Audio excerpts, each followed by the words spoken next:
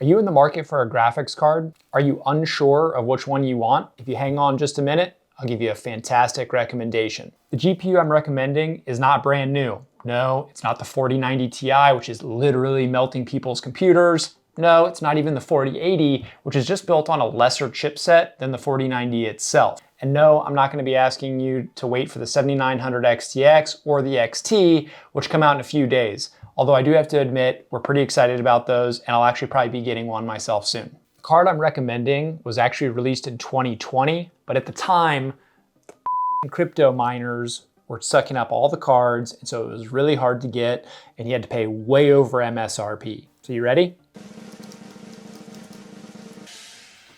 It's the RTX 3080. Even with the latest and greatest that's out there, you should still buy a 3080. Heck, I'm even taking my own advice here and buying one as we speak. I'm actually gonna be buying it used on Facebook Marketplace just to see what that experience is like. If you're watching this video way after I've published it, you can actually see the Facebook Marketplace video here. If it's not there, that just means I haven't done it yet. But I'm gonna be following my own advice and buying a 3080 as well. But why the 3080? I'm glad you asked.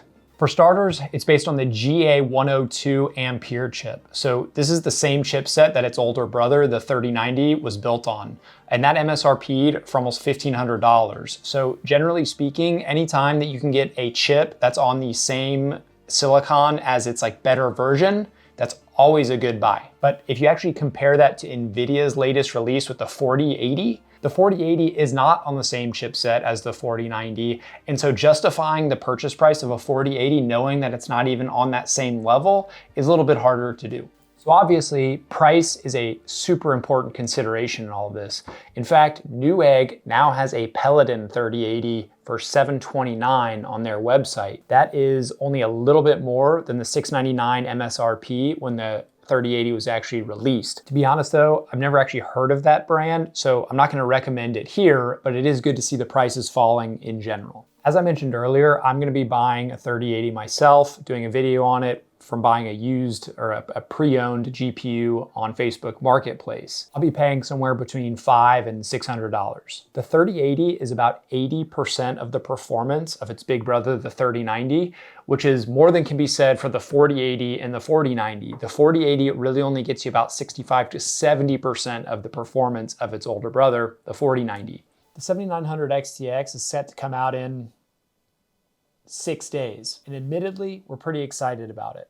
In fact, in a previous video, I actually said that I'd be at Best Buy at 9:30 or 10 whenever they open to get one on December 13th. Here's the proof. And you'll find me at probably Best Buy at 9:30 a.m. when the store opens. I think they open at 10 actually, but you'll catch me there right then trying to get my hands on a card. So it's really hard for me to say that that card isn't gonna be awesome, but let's be honest. One of AMD's weaknesses has always been its ray tracing capabilities. Sure, they say that RDNA 3 is going to make big improvements in ray tracing, but if I had to guess, I don't think it's going to be that much better performance than the 3080. So if I'm going to be paying premium dollars for a GPU, then it doesn't make as much sense to pay that price when there is such an obvious performance gap. At the end of the day, I'm personally not a huge fan of ray tracing anyway, so maybe it won't be that big of a deal. And also, we're not gonna really know until the benchmarks come out. But again, for $200 or $300 extra, it may not be worth it. In a few months, we're probably gonna see NVIDIA release the 4070 Ti, which was really supposed to be the 4080. So in terms of price to performance, it's really hard to see the 4070 Ti being that much more powerful than the 3080 currently is.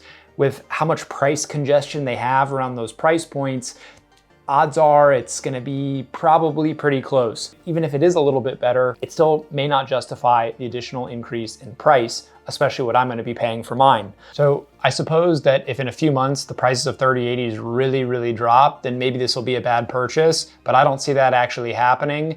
And so the potential difference in performance for what I'm paying today isn't gonna be enough to stop me from actually buying it today. So why don't you guys tell me, why am I wrong? Why should I not buy a 3080? Why should you not buy a 3080? What am I missing here? Let me know down in the comments. Also, if you are in the process of building a new PC, check out this video right here about 5 things to avoid doing when you're building. Trust me, you don't want to do those things. Anyway, guys, thank you for watching the video. We'll catch you on the next one. Peace out.